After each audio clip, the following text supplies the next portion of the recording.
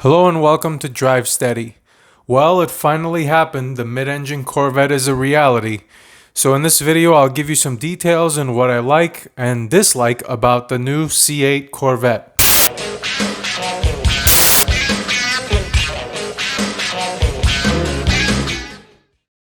Let's jump right into the things that I like about the C8.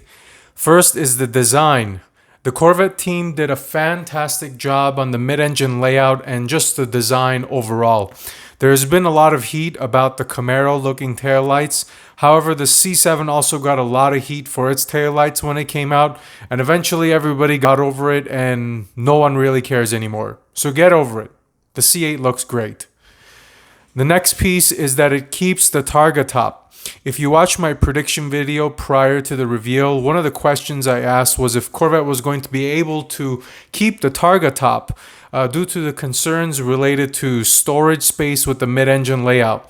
I was really glad that Corvette was able to maintain this feature for the Coupe Corvette, as it's fantastic having the ability to take the roof off without having to pay the extra premium of the convertible. Next is the storage space. Yes, this is a sports car, but storage space is still important. It's a marvel that they were able to pull off two compartments for storage capabilities. Typically, when you've got the engine in the back, the front of the car isn't really proportionally sound to have the large trunk or frunk, whatever you want to call it. But with the Corvette, not only have they fitted it with a decent sized front trunk, they also have a rear trunk or compartment as well, so you can store up to 2 golf bags in that rear trunk and also doubles as your Targa top storage location. Even though the cargo storage for the C8 is actually less than the C7, I believe it's 15.6 cubic feet versus 15 feet in the C7, I don't think any other mid-engine layout can offer this type of cargo space. For example, I went up and I looked at the 911 cargo space, 5.75 cubic feet. Mercedes-AMG GT, 5.8 cubic feet. McLaren 570S, 5.3 cubic feet. See what I mean? Nonetheless, we're here harping about cargo space in a supercar, so let's move on. The next point is, of course, probably everybody's favorite and most shocking, was the price, or is the price. Is this. When the 2020 Corvette Stingray goes on sale in the US, it will start at less than $60,000. In my prediction video, I thought that the Corvette would cost between $68,000 and $75,000. Man, was I totally off. And the Corvette basically is going to come in at $60,000 or less than $60,000. I'm sure it's going to be very close to $60,000, something like $59,995. So don't get your hopes up for like a $56,000 or $57,000 car. But the fact that Corvette was able to manufacture a mid-engine sports car for under $60,000 is truly a remarkable feat. Now, the potential downside of this is because the base price is so low, or lower than everybody expected, dealers will have grounds to charge an additional markup. Assuming a $10,000 markup, let's say. So you've got a base of $60,000, $10,000, $70,000. I can see dealers kicking in with some capitalistic phrases such as, what else are you going to buy that's close to the Corvette with respect to styling and performance for $70,000? But hey, the topic can also be spun in the sense that this base price of under $60,000, it's telling me that Chevrolet wants to sell as many of these C8 Corvettes as possible. So maybe we can beat the capitalism with some supply and demand. Next is the performance. And tying into the price category, the performance that this car offers is truly remarkable.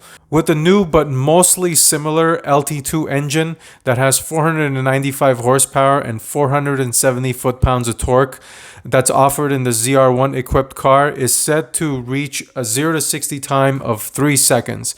That's almost as fast as the ZR1, which is astonishing for a base model. Think about that, guys, for a second here.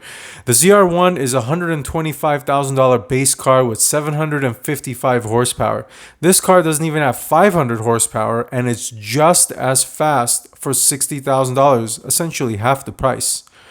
One of the questions I've got is how Chevrolet is wording these performance figures. The Stingray will come with 495 horsepower, like I said, when it's equipped with the Z51 package. Now, the Z51 package has the performance exhaust and the performance air filter included. So what if I don't get a Z51? Does that mean you're going to get less horsepower? I wouldn't be surprised if that's the case, as the C7 generation had the performance exhaust and that added 5 horsepower. Therefore, I'm guessing if the C8 is going to follow the same track here, without the Z51 package, the C8 could be priced at 490 horsepower, which isn't bad anyway. Now, one of the other cooler features that I noticed about the C8 mid-engine Corvette is the GPS-enabled front lift system. Now, let me explain what the front lift is for people who aren't aware of it. Basically, what happens is the front of the car, the axles and the suspension lift it up and provide you typically between 1 and 2 inches of ground clearance. So if you're trying to get up a steep driveway or there's a pothole you're trying to avoid, it lifts the car up so you avoid scraping the front end, which is very helpful. Now, this GPS system, what it is it's able to store 1,000 locations for your front lift system. Picture this. You come to your house, you've got a steep driveway. The car will automatically detect that you are close to your house or you're close to your driveway and lift the car up without any manual intervention. It's one thing when you can come to a driveway and manually lift your car up, but when you can program it so it does it automatically based off of your location, now that's cool and very clever thinking. And an additional added bonus is that it's fast. The front lift raises to its max height in 3 seconds. I know the Porsche one kind of takes some time, but this one is very quick, 3 seconds. Very, very cool feature. Now let's talk about some of the things I didn't really like about the C8. And just for the record, I really, really like the new C8 mid-engine Corvette. And I'm really nitpicking here, as some of these things aren't real deal breakers, but it's just things that I thought that weren't that cool or I would have done differently. First thing is, I don't like the Z51 wing. I'm sorry. I understand why Corvette has designed it this way for airflow and better aerodynamics and less drag. However, I just don't see it. I'm not sure why Corvette has been putting these ugly looking wings on their recent cars. I'm not counting the ZR1 because I think that big wing looks pretty cool. One thing I did notice, which didn't get mentioned during the reveal, is this option to have the big wing. Now, this wing looks really cool and functional. There's no talk about this high wing, but I think the form versus function equation for this one is a lot closer versus the standard Z51 wing. I almost prefer the clean look of the non-Z51 car over the one with the wing. While we're on the topic of styling, I wanted to point out something I noticed that was different versus the C7, and that's the A-pillar. That's this piece here. In the C7, you can see that the paint color doesn't flow all the way from the roof down through the A-pillar, which was weird. But now in the C8, it goes all the way through, providing a more uniform look, which I think looks much, much better. Now moving to the next point. The interior overall is nice, and I think it offers a leap forward versus the C7. But it's not tipping the scales for me. For some reason, I feel like there's something off in there. One thing that I don't like at all is the amount of bezel there is on the center screen. In today's day and age, when screens are so advanced, why wouldn't Corvette put a nice looking screen in there? Sure, it looks high resolution and crisp, but I mean, look at all these bezels and the empty space around the screen. Otherwise, like I mentioned, the interior is nice, but I don't understand why there are 3-seat options. They've got the GT1, which is the base seat, is probably the most comfortable and what most people will get. Then you've got the GT2, which is more aggressive, and the competition, which isn't much different than the GT2 from what I can see aesthetically online, except for it looks like they've got different materials in the areas that are used most when you come in and out of the car. but I'll hold off my reservations until I see the interior in person. Next is the weight. Even though magazines have stated the dry weight of the Corvette is 3,366 pounds, I'm guessing a wet Z51 equipped Corvette will tip the scales at 3,600 pounds, give or take. While that's not the heaviest, it's still not light. When you compare it to a C7 Grand Sport, it's about 150 pounds heavier. Next point is that there is no manual transmission. Sure, the new 8-speed Tremec DCT should maximize performance, but being a manual transmission guy, I'm a little disappointed that there is no option for it. The manual, that is. Even though this was expected and we've been hearing about it for some time now, I can't get over it. To caveat this, I think Corvette will eventually put a manual in the higher trim car like a Z06 for example. I'm going to throw a bone here to Porsche and Aston Martin, as both have committed to offering manual transmissions in their future cars. With Porsche, the 992, they've committed to a manual transmission, and Aston Martin is putting manuals in the new Vantage. So good for them. I really like them for offering that manual transmission option. The last of my complaints is that I'm not particularly happy with the color selection. Yes, there are more colors. There's 12 to be exact, but I was hoping that there would be a green color somewhere in there. The Accelerate Yellow I feel is a little too highlighterish. The Rapid Blue has too much depth and I feel like it resembles the Smurfs. I wish it was a little lighter. Something similar to the Ford Performance Blue that they've got in the GT350 and the GT500. I can see what Corvette is doing in that they want the colors to cater to the daily driver audience as well, hence all the neutral colors.